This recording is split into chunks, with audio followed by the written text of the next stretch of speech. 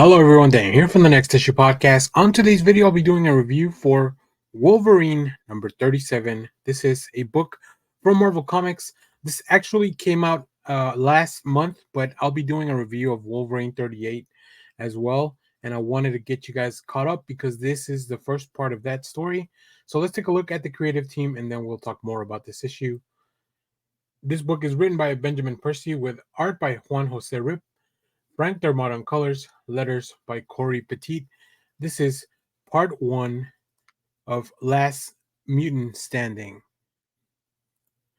In this issue, Hulk and Wolverine together again. Logan's grand tour of the Marvel Universe begins here in the only way it could, face to face once more with the Incredible Hulk. But will they meet as friends or enemies? And Wolverine hunts down his remaining 3 clones and beast weapons of X. For in the end, there can only be one Logan.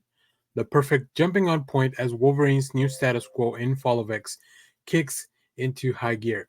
I will say I definitely agree. This is a perfect jumping on point. I wasn't current with Wolverine's story up until the Weapons of Vengeance, but that was pretty much its own little standalone thing. So when I read this, uh, I was like, okay, we have enough information here. Benjamin Percy does a really good job at catching up the viewer with some narration.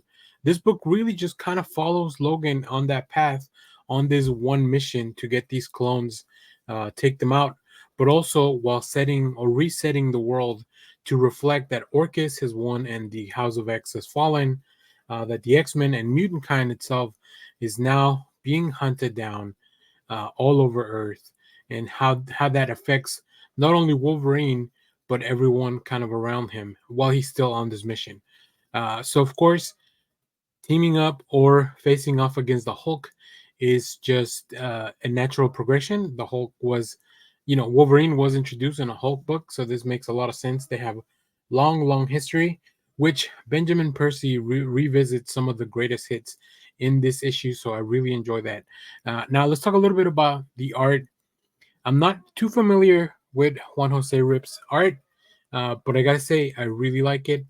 I like how gritty and realistic it looks while still giving you that sense of superheroics. I think you'll see as we move on to some of this stuff.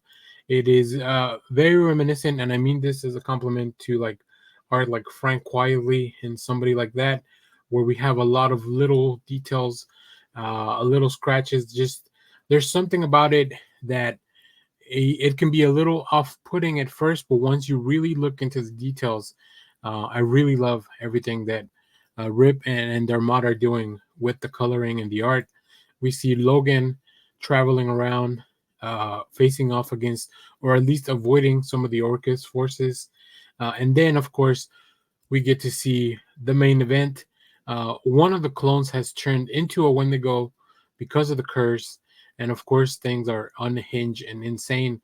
I love this. I love they like this first page so much that they actually made it into one of the alternate covers, one of the variant covers, I believe, for the second print.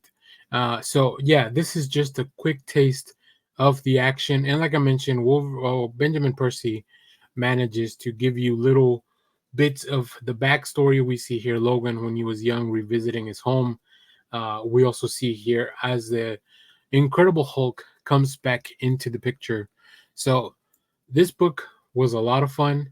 So I think I'm gonna probably cover this full arc of the Last Mutant Standing to follow Logan along in this trip across the Marvel universe. We know that later on he'll be teaming up with Cap, Black Panther, many more in the Marvel universe. So very excited to follow this through. And stay tuned in the channel. We'll be dropping a review for Wolverine 38, which is the next part of the story, pretty soon as well. So very excited to follow along with this. Now, if you have read this issue, let me know what you thought about it down in the comments. As always, thank you for watching, everyone. Remember to share, like, subscribe, hit the bell so you know when we go live. That is most Saturdays, 10 a.m. Central Standard Time. Stay tuned. We have more comic reviews, trailer reactions, TV recaps, all that fun stuff in the channel. Thanks for watching, everyone. Bye-bye.